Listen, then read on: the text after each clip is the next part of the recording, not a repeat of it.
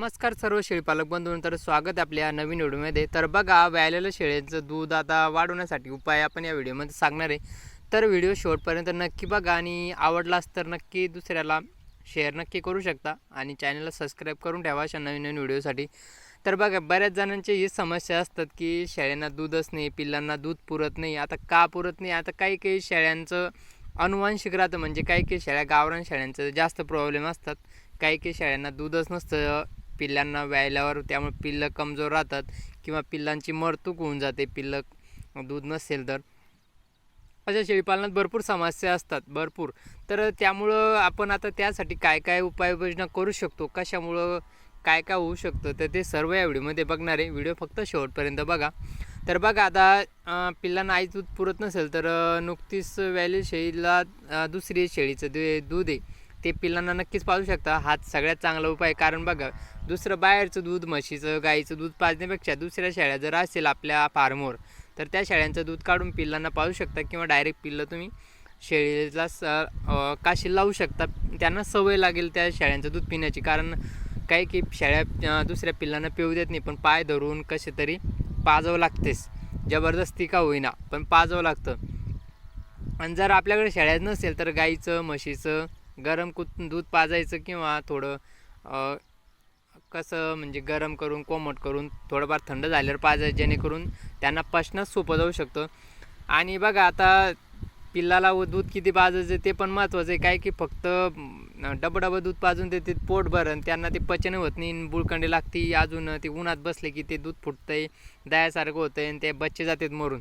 तर हे खूप प्रॉब्लेम असतात। त्यामुळं बघा, वजनाच्या 10 ते 15 किलो वजन 10 ते 15% जे दूध आहे तर त्याचं बघा, त्याचं काय राहतं माहिती आहे का, दूध दिवसातून 2-3 वेळेस पाजलं गेलं पाहिजे, जेणेकरून थोडं थोडं पाजलं पाहिजे। एकदाच सकाळी पाजलं म्हणजे डायरेक्ट लगे संध्याकाळीच नाही, तर थोडं थोडं 100 ग्रॅम 50 ग्रॅम नवीन एवढं पोटभर पाजलं आहे का, तर मग ते एका ठिकाणी बसते, सुस्त होते आणि तिथले प्रॉब्लेम होते। तर दूध जर आता पचवण्यासाठी आपल्याला दुसरे मुद्दा म्हणजे बघा, ग्राई वॉटर पाजायचं आहे, पिंकू ग्राई वॉटर बघा, अजून भरपूर कंपन्याचे ग्राई वॉटर आहे, ते नक्की तुम्ही पाजू शकता। त्यानं काय होतं आहे, दूध पचण्याला खूप सोपं आहे। थोडंफार कमी जास्त दूध झालं तर ते पचवून घेतं आणि पिल्लांची तब्येत सुद्धा वाढते आणि वजन सुद्धा वाढतं मित्रांनो।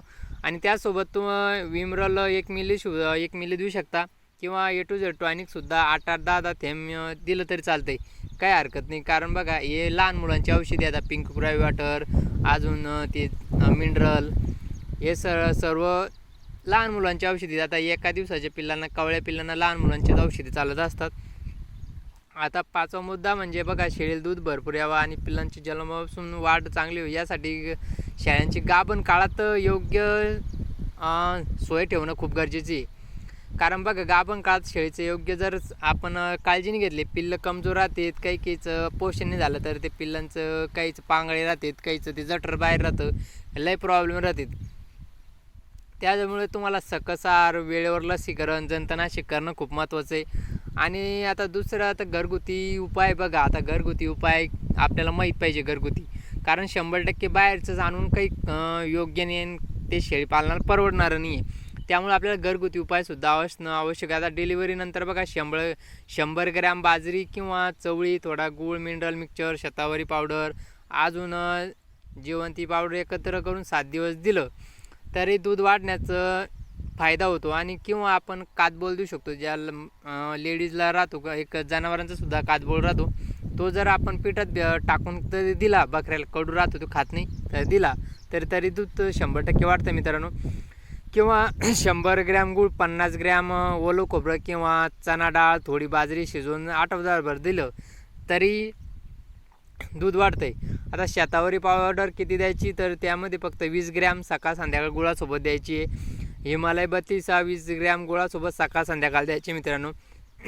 आणि व्यायलेल्या शेळीला 20 दिवस कॅल्शियम 10 ml द्यायचे, कारण दूध देताना शरीरातील कॅल्शियम मोठ्या प्रमाणात खर्च होतो, कारण दुधात सर्वात जास्त कॅल्शियम आणि सर्व फॅट असतात। आणि ते शेळीचं दूध काढणं म्हणजे शेळीचं रक्त काढणं मित्रांनो, रक्त जळतं तिचं रक्त, जसं गाईचं दूध काढतो तेवढं शरीराचं रक्त कमजोर होतात दुधामुळं जर सतत हे केलं तर बघा।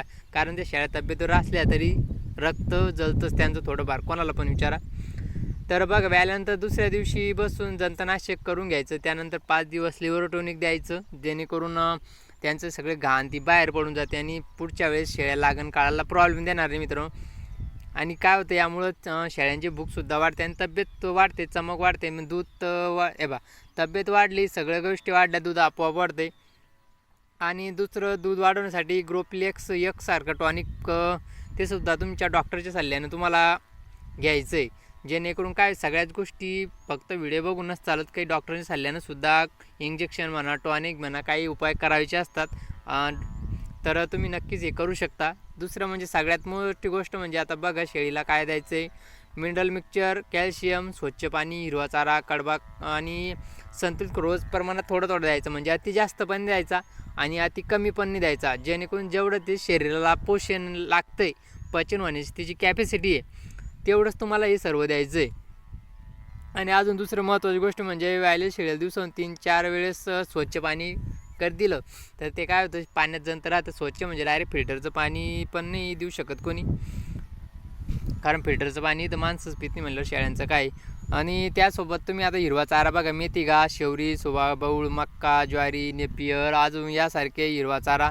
आणि तुमच्याकडे जो हिरवा चारा अवेलेबल असेल अजून शेतात तर तो देऊ शकता, किंवा फिरस्ती असेल तर काही आवश्यकता नाही आहे. तर त्यामध्ये सुका चाऱ्यामध्ये बघा मक्का, हरभराचं, गव्हाचं भुसा, सोयाबीन पेंड, शेंगदाणा पेंड आणि असा बऱ्याच जो खोराक आहे तुमच्याकडे सुका चारा तो सुद्धा द्या. जेणेकरून सुक्या चाऱ्यामुळे सुद्धा दूध वाढतं आणि चमक येते शेळ्यांना.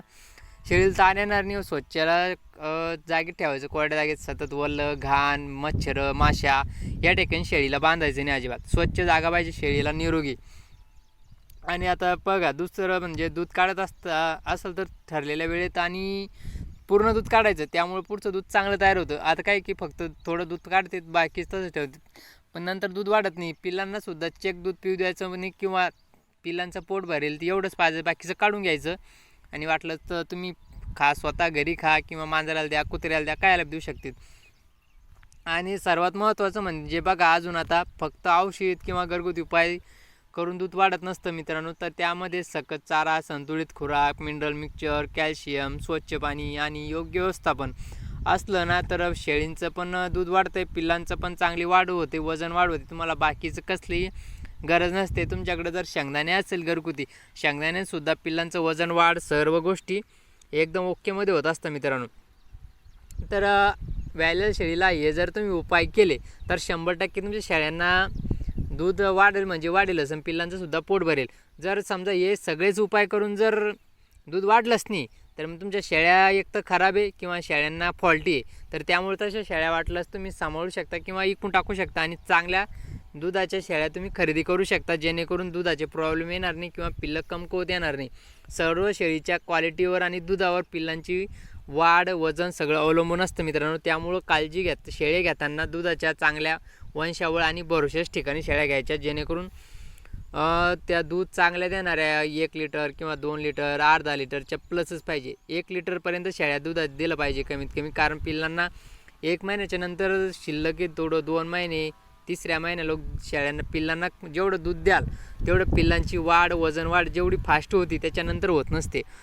कारण शेळीच्या दुधासारखी पावर कोणत्याच चाऱ्यात नाही किंवा खुराकात नाही. तर त्यामुळे काळजी घेताना या सर्व गोष्टी घ्या, डॉक्टर सल्ला नक्की घ्या. कारण तुमच्याकडे नसेल तर तुम्ही विकत घ्या, तुमच्याकडे घरगुती असेल सगळे उपाय तर नक्कीच तुम्ही घरगुती उपाय करू शकता. बाकी काही नाही. शेळ्यांना म्हणजे शेळीपालन एवढं पण अवघड नाही, एवढं पण सोपं नाही आहे. शेळ्यांचं दूध वाढवणं एवढं पण अवघड नाही आहे. तर तुम्हाला खरेदी करायच्या वेळेसच चांगल्या शेळ्या घ्यायच्या आणि दुधाच्या शेळ्या घ्यायच्या आहे. तर तुम्ही म्हणाल आता गावरान शेळ्या पण सगळ्यात खराब राहतात असं नाही आहे. काही जवळजवळ 50-60% शेळ्यासुद्धा चांगल्या राहतात, काही खराब राहतात. तर खराब शेळ्यांचे घ्यायचेच नाही, चांगल्या क्वालिटीच्या आणि दुधाळू शेळ्या घ्यायच्या आणि भरोशाच ठिकाणी घ्यायच्या. तर भेटू मित्रांनो. व्हिडिओ कसा वाटला तुम्हाला नक्की कमेंट करून नक्की सांगा. नक्कीच या व्हिडिओचा तुम्हाला फायदा होईल आणि इतर गरजू शेळीपालकांना तुम्ही नक्कीच शेअर करा, जेणेकरून त्यांना त्यांच्या शेळ्यांचं दूध वाढवता येईल, घरगुती उपायसुद्धा माहीत होईल. आणि कादबोळ हा जनरली मेडिकलमध्ये घरी कोणाकडे भेटतो, मेडिकलवर किंवा आयुर्वेदिक दुकानावर सुद्धा भेटतो. नक्की वापरून बघा, हे उपाय 100% तुम्हाला रिझल्ट भेटेल. तर भेटू परत. तोपर्यंत काळजी घ्या आणि व्हिडिओ लगेच अनेक लोकांना शेअर करू शकता, जेणेकरून लोकांना त्याचा फायदा होईल. तर भेटू परत. धन्यवाद.